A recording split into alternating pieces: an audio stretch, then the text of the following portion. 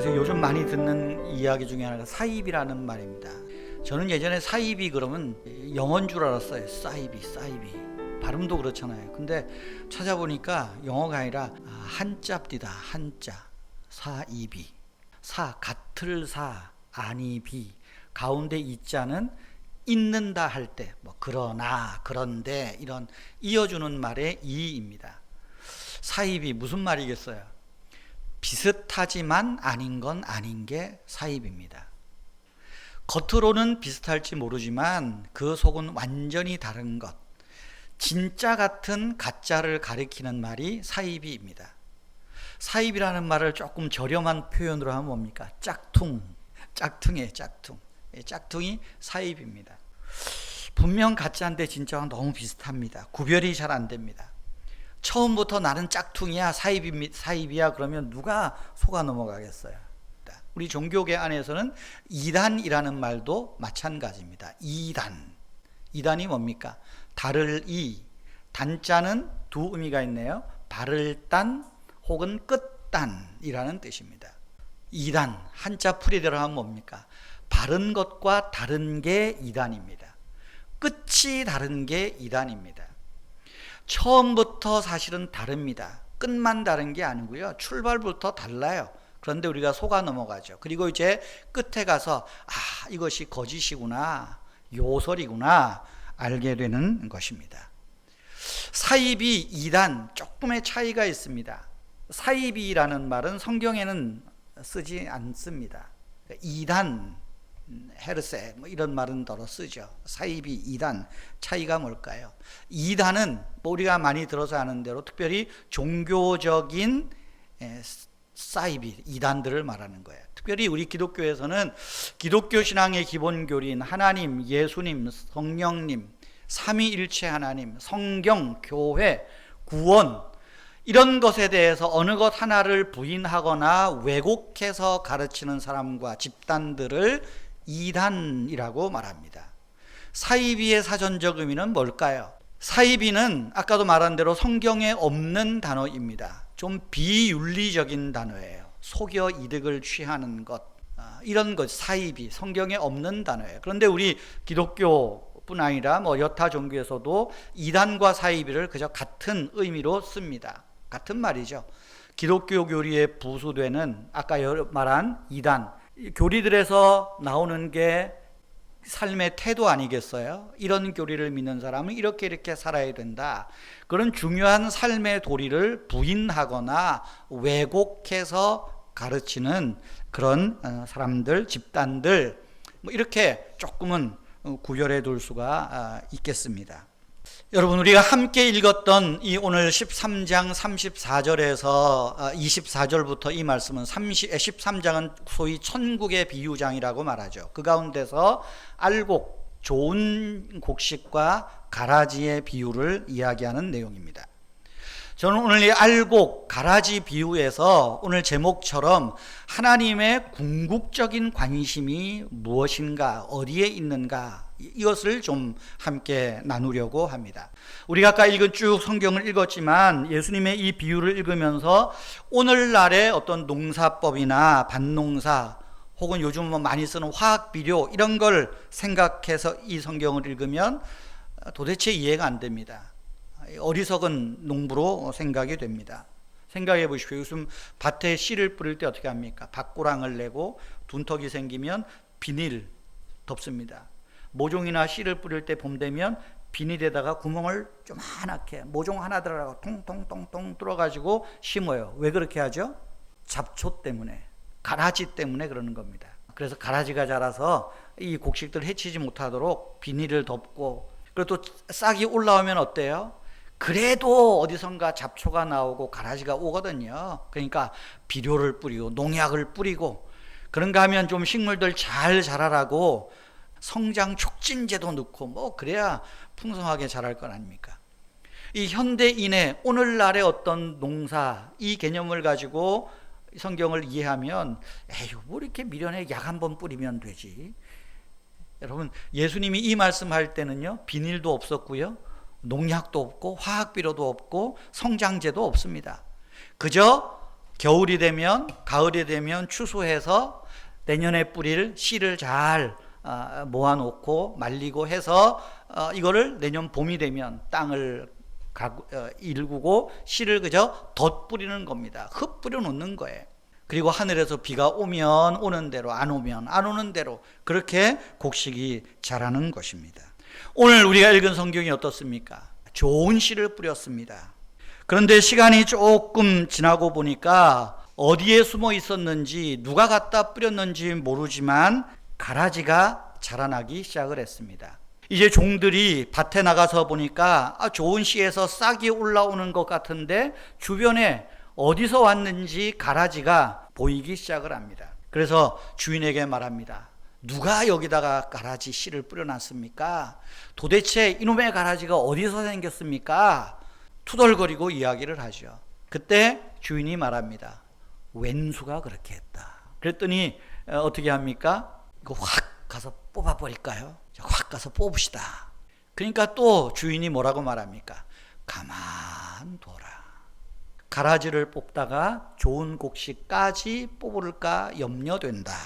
그러면서 말하죠. 내가 추수할 때가 되면 추수꾼들에게 말해서 가라지는 불사르게 단으로 묶을 것이고 곡식은 모아서 내 곡간에 넣을 것이다. 이야기를 합니다. 오늘 여러분 이 말씀을 우리가 어떻게 읽고 해석하고 적용할 것인가? 첫 번째는 예수님이 이 말씀을 어떻게 적용했는가? 어떻게 해석했는가? 예수님의 해석을 먼저 봐야 됩니다. 38절에 보면 예수님의 해석, 밭은 세상을 이야기를 합니다. 좋은 씨는 천국의 아들들, 가라지는 악한 자의 아들이다. 우리가 보는 밭이 아니라 밭은 세상이요, 그 세상에 사는 천국의 아들들이 있고 악한 자의 아들들이 있다 이야기합니다. 그러면서 말하죠. 좋은 씨를 뿌리는 자, 좋은 씨를 뿌리는 자는 인자요. 다시 말하면 예수 그리스도를 통하여 구원 얻은 자가 있는가 하면 가라지를 뿌린 원수가 있다. 원수의 자식이 가라지다. 그 말씀을 하고 있는 것입니다. 예수님의 이 해석에 따르면 뭡니까? 세상은 좋은 씨와 가라지가 섞여 있는 밭이라는 것입니다. 우리가 사는 세상은 선과 악이 함께 공존합니다.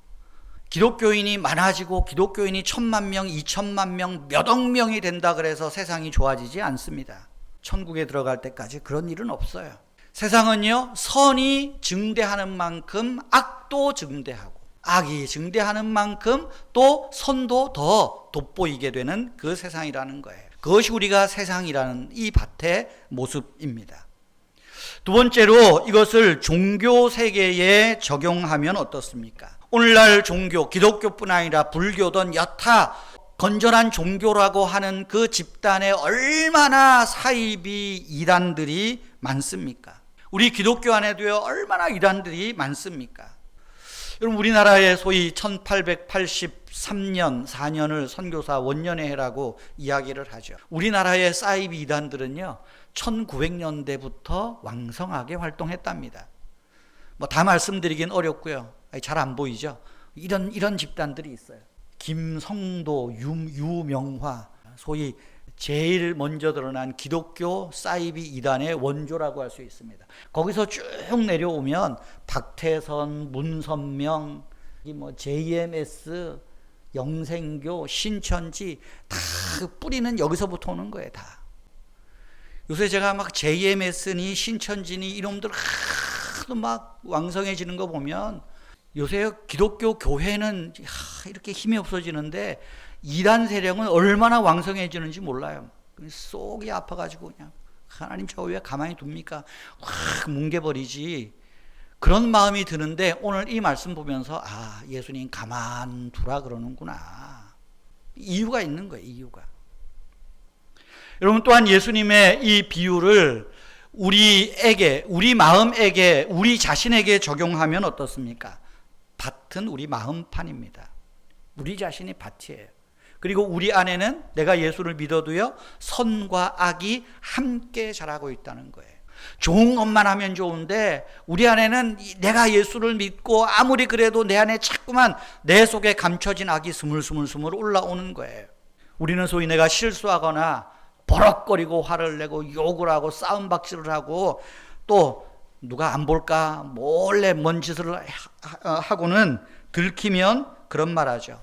아, 내가 실수해서 그렇다고. 내 상황이 그래서 그렇다고.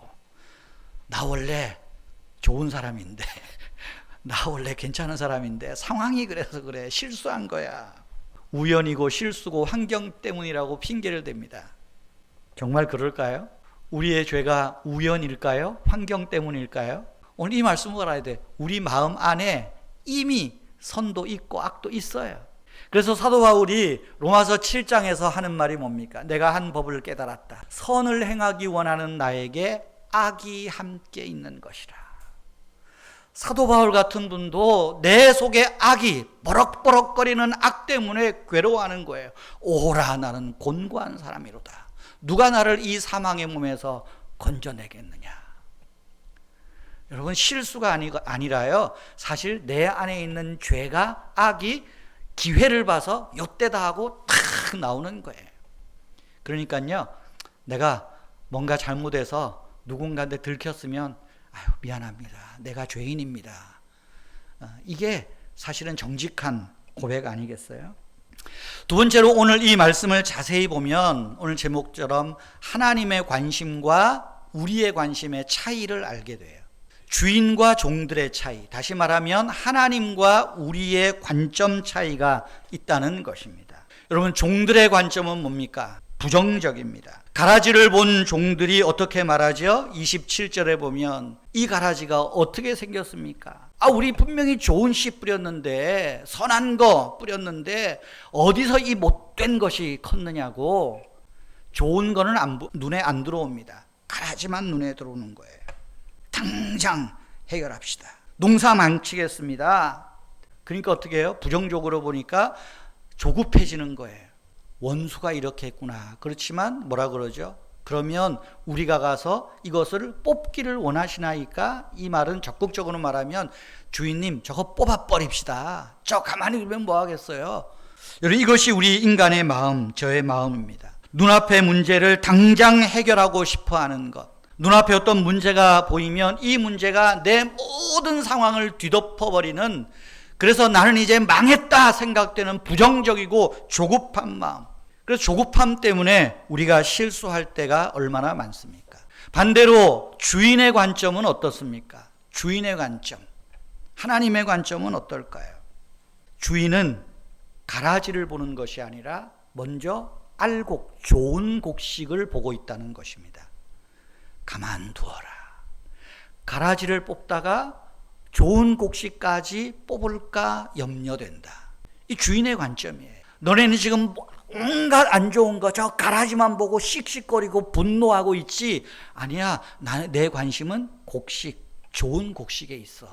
그 가라지가 왕성하게 클 때조차도 주님의 관점은 좋은 곡식을 염려하는 거예요.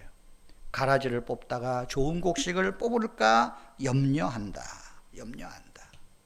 또한 주님은 긍정적으로 이 상황을 보고 있는 겁니다. 긍정적으로 보는 게 뭐죠?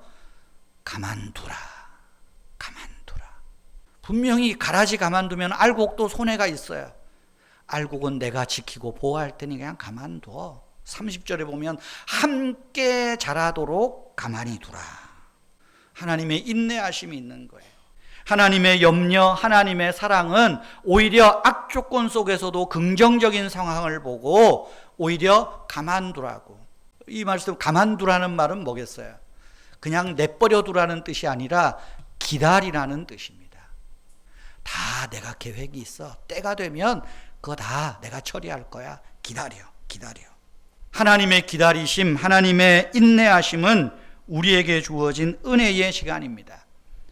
좋은 씨인 우리가 성숙할 때까지, 우리 속에 스물스물 올라오는 악들을 회개할 때까지, 믿음의 뿌리가 더 깊이 내려질 때까지 기다리시는 그 하나님의 시간을 이야기하는 거예요. 성도 여러분, 우리 마음 속에도, 우리의 가정에도, 우리 교회 안에도 가라지가 있을 수 있습니다. 하지만 기억하십시오. 하나님의 궁극적인 관심은 악을 순간 제거해버림으로 다 됐다 하는 것이 아니에요.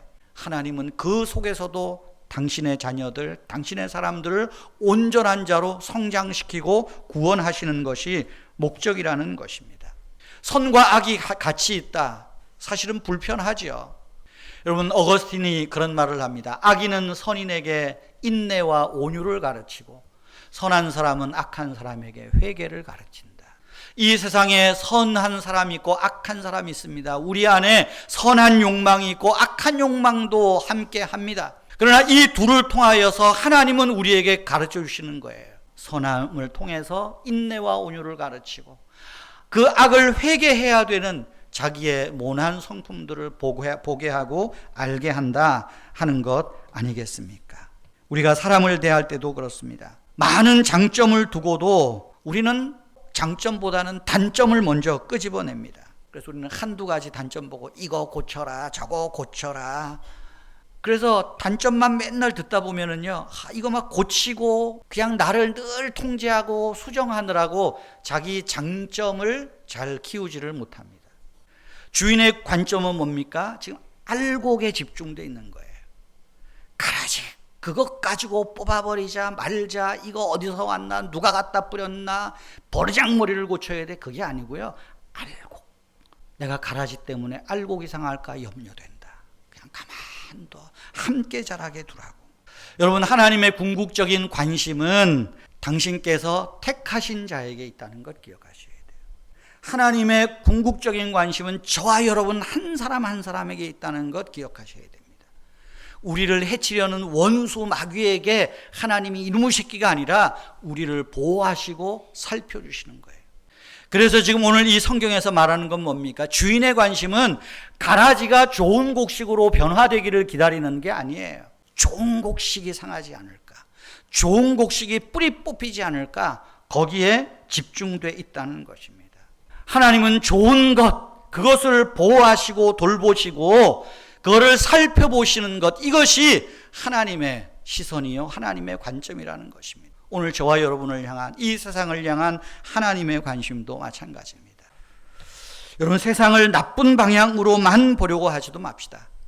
그 속에서 선한 것, 하나님이 기뻐하시는 것, 그 하나님의 시선으로 하나님이 나를 보시듯 나도 하나님이 기뻐하실 만한 것들을 보는 훈련, 이것들이 필요하지 않겠습니까? 여러분, 좀 더 밝은 것을 생각하십시다. 좀 더 밝은 빛 가운데서 하나님의 궁극적인 심판이 있음을 기다릴 줄 알아야 돼요. 가라지는 묶어 불에 던질 것이고 좋은 것은 곳간에 드릴 것이다. 성도 여러분, 우리는 세상이라는 밭에 삽니다. 우리 주변에 가라지 많습니다. 우리는 가라지 틈 속에 자라고 있습니다. 질식할 것 같은 때도 올 것입니다. 그러나 여러분 기억하십시오. 하나님의 관심은 그 가라지 틈 속에서 내가 크고자 하는, 내가 가라지에 먹히지 않고자 하는 그 알곡, 그 좋은 것에 관심이 있다는 거예요. 내가 저 알곡이, 저 곡식이 상할까 염려하노라. 하나님의 보호, 하나님의 사랑, 그 사랑이 지금도 우리와 함께하고 있음을 기대하며 기다리시기를 바랍니다. 우리의 주인이신 하나님은 지금도 이 밭을, 세상을, 교회를, 우리 마음을 보고 계십니다. 가라지를 뽑지 않는다고 투덜거릴 수 있습니다. 그러나 조금만 인내하고 참읍시다. 하나님의 선함, 하나님의 그 보호하심이 우리를 더 좋은 곡식으로, 그래서 때가 되어 30배, 60배, 100배 이 아름다운 모습으로 하나님과 사람들에게 기쁨을 주는 복된 그런 우리 자신, 우리 교회, 또 한국교회가 되면 좋겠습니다. 이런 축복이 우리 모두에게 함께하기를 주님의 이름으로 축복합니다. 우리 함께